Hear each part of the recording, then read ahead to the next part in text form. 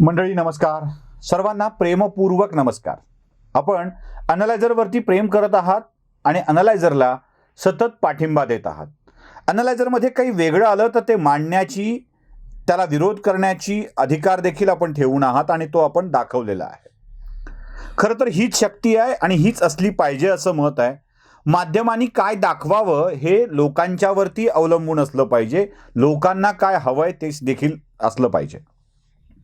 आपण शिवराज पाटील चाकूरकर यांच्या 3 मुलाखतींवर प्रचंड मोठ्या प्रमाणात व्यक्त झालात. 3 भाग आहेत, एकच मुलाखत ती तुकड्यात तुकड्यात 3 भागात टाकलेली होती, त्यामुळे ती 3 दिवस आपल्याला बघायला मिळाली. अनेकांनी त्यावर मला खाजगीत फोन करून सुद्धा बोलले. प्रतिक्रिया सगळ्यांनाच उत्तम पद्धतीनं ठाऊक आहेत, त्या कशा आहेत त्याविषयी माझं मत मांडायला म्हणून मी आलेलो आहे. सगळ्यात पहिल्यांदा मला एक गोष्ट सांगायची आहे की भारताचे माजी गृहमंत्री अनलायझरवर येऊन बोलतात, ही गोष्ट मला महत्त्वाची वाटली. मुद्दा क्रमांक 2, या मुलाखत करण्यामागचा हेतू देखील मी तुम्हाला त्यांची तुकडे ऐकवणार आहे. आणि मुद्दा क्रमांक 4, आपण जो चाकूरकरांच्या वरती शब्द वापरलेला आहे किंवा जी भूमिका मांडलेली आहे त्याबाबत मी बोलणार आहे. मुळात हिंदू दहशतवाद हा शब्द चाकूरकरांनी वापरलेला नाही, तो भारताच्या अन्य 2 गृहमंत्र्यांनी वापरलेला आहे.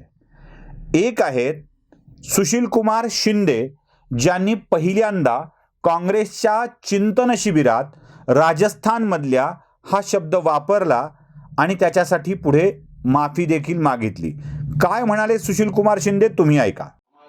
ये रिपोर्ट आ गई है, ये भारतीय जनता पार्टी हो या आरएसएस के हो, उनके जो ट्रेनिंग कैंप है वो हिंदू टेररिज्म बढ़ाने का काम देख रहे हैं. शिंदेचं हे वाक्य आपण ऐकलंय. आता भारताच्या गृहमंत्री पदावर असताना आणखी एक नेते याबाबत बोललेले आहेत आणि ते वाक्य देखील तुम्हाला ऐकायचं आहे. ते पी चिदंबरम, ते वाक्य देखील तुम्ही ऐका. There is a recently uncovered phenomenon of saffron terrorism that has been implicated in many bomb blasts of the past. या 2 व्यक्तींनी भगवा दहशतवाद, हिंदू दहशतवाद हा शब्द वापरला. याबाबत एका खटल्याच्या निकालानंतर शिवराज पाटील चाकूरकरांची मुलाखत घेण्यात आली होती आणि ते त्या मुलाखतीत वेगवेगळ्या ठिकाणी काय बोललेत तेही तुम्ही ऐका. एक केस के लिए हम हिंदू टेररिज्म बोल रहे हैं कि वो बोल रहे हैं, हमको मालूम नहीं है. आपकी सरकार के कई मंत्रियों ने तब कहा था. आप उसको पूछो जिन मंत्रियों ने पूछा था, मुझे क्यों पूछ रहे हो आप? मैंने बोला था क्या? ये क्या समझ रहे हैं कि कांग्रेस इतनी नासमझ है कि हिंदुओं को नाराज करके सिर्फ मुस्लिम वोट के ऊपर चुनकर आने की बात कर सकती है वो, और कांग्रेस को इतना भी समझ में नहीं आता. इतने दिन राज करने के बाद, इतने दिन सरकार में रहने के बाद, इतने इलेक्शन लड़ने के बाद कि ऐसा नहीं करना चाहिए बोल के. आता या सगळ्या वाक्यानंतर चाकूरकरांनी हा शब्द वापरला नव्हता हे आपल्या लक्षात येईल. उलट त्यांना विचारा, काँग्रेस काय मूर्ख आहे का अशा स्वरूपात विधान करायला, असं देखील विधान त्यांनी करून टाकलेलं होतं.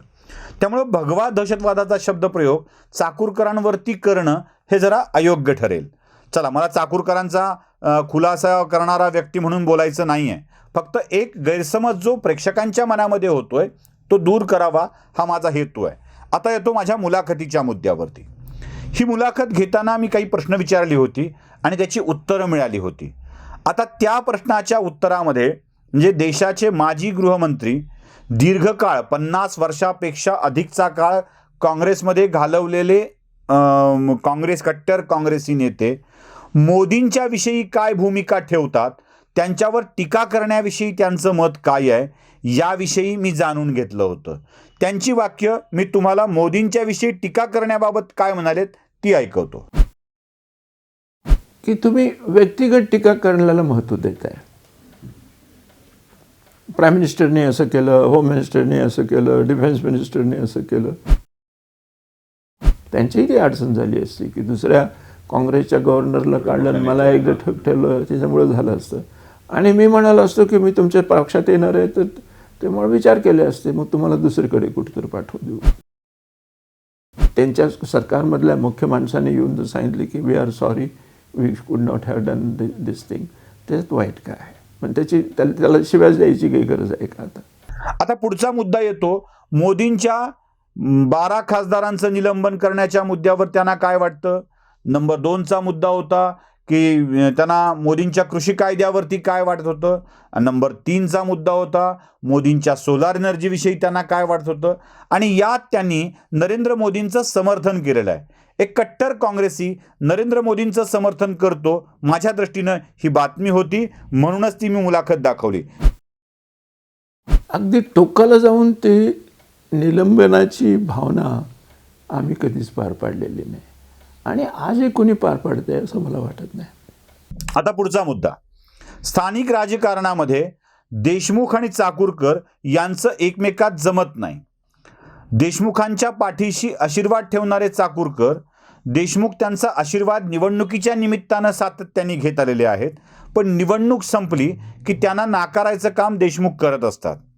देशमुखांच्या संस्थेमधल्या गडबडीविषयी सुद्धा ते बोललेत आणि आपण देशमुखांची घोटाळे माहीत आहेत असंही ते बोललेत. काय बोललेत ते तुम्ही ऐका. मग हे चूक करतात किंवा करत नाहीत हे मला समजलं नाही असं नाही आहे, परंतु त्याची वाच्यता करून त्यांना बदनाम करायला पाहिजे असं मला कधी वाटलं नाही. अमित देशमुखांच्या संस्थेमध्ये आपण सहभागी होत नाहीत हे त्यांनी स्पष्टपणे सांगितलं आणि त्यात मला कोर्टाच्या वाऱ्या कराव्या लागतील असं देखील ते म्हणालेत. 15-15, 20-20 वर्ष केस चालते, मला ते करायचं नव्हतं असंही ते म्हणालेत. म्हणजे देशमुखांच्या संस्थेत घोळ होतो हे त्यांना स्पष्टपणे सांगायचं आहे. ते काय म्हणालेत त्यांच्या संस्थेत न जाण्यासंबंधी ते देखील ऐका. कोणीही काही म्हणेल, तुम्ही हे केलं तुम्ही ते केलं आणि मग नंतर मग केसेस होतील, मी सुटेनही त्याच्यामध्ये, वकील आहे म्हणूनही सुटेल आणि नाही म्हणूनही सुटेल, परंतु 20 वर्षापर्यंत केस चालू शकते. 5 वर्ष खाल्या कोर्टात, 5 वर्ष वरच्या कोर्टात, 10 वर्ष सुप्रीम कोर्टामध्ये. बघा हे सगळे बदमाशांच्या विरुद्ध केसेस.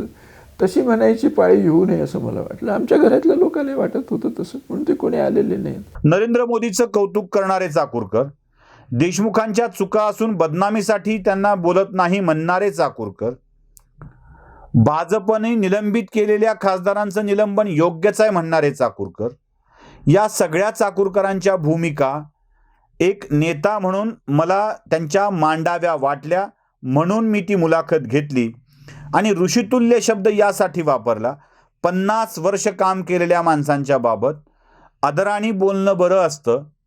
आपण अजून एवढे मोठे पत्रकार झालेलो नाही आहोत की कोणत्याही नेत्यांना एकेरी संबोधू. शरद पवारांच्या बाबतीत देखील मी आदराचीच भूमिका घेतो, त्यांच्या भूमिकांचा विरोध करतो, पण त्यांच्याविषयी मत मांडताना मात्र अत्यंत आदराने मांडत असतो. म्हणून चाकूरकरांची मुलाखत आपल्यासमोर मांडली होती. आपल्याला आवडली नाही, आपण त्यावरच्या प्रतिक्रिया व्यक्त केल्यात, माझ्याशी बोललात. माझी भूमिका स्पष्ट व्हावी हा त्यामागचा हेतू आहे. ॲनलायझर आपलं काम, जे मूळ काम आहे ते करत राहतच आहे, त्यावर बोलत राहणारच आहे. कोणी मला सांगितलं की तुमच्या अंगात आता तो हा घुसलाय का, दुसरा एक पत्रकार घुसलाय का, काय त्याचं नाव ते पण मला नको वाटतं घ्यायला. अजिबात नाही, माझ्या अंगात तसले कोणतेही पत्रकार घुसणं शक्य नाही. ना रवीश कुमार घुसणं शक्य आहे, ना तो दुसरा कुठला घुसणं शक्य आहे. त्यामुळे त्याची चिंता करू नका. मी राष्ट्रीय विचारक आहे आणि तसाच राहून काम करत राहणार आहे. धन्यवाद. आपण सगळ्यांनी खूप याबाबत स्पष्ट बोललात, बरं वाटलं. हे नियंत्रण असणं आवश्यक आहे, या गोष्टी समोर मांडणंही आवश्यक आहे आणि त्याबाबतचा माझा खुलासाही आपल्यासमोर मांडणं आवश्यक होतं, म्हणून आपल्यासमोर आलो. धन्यवाद.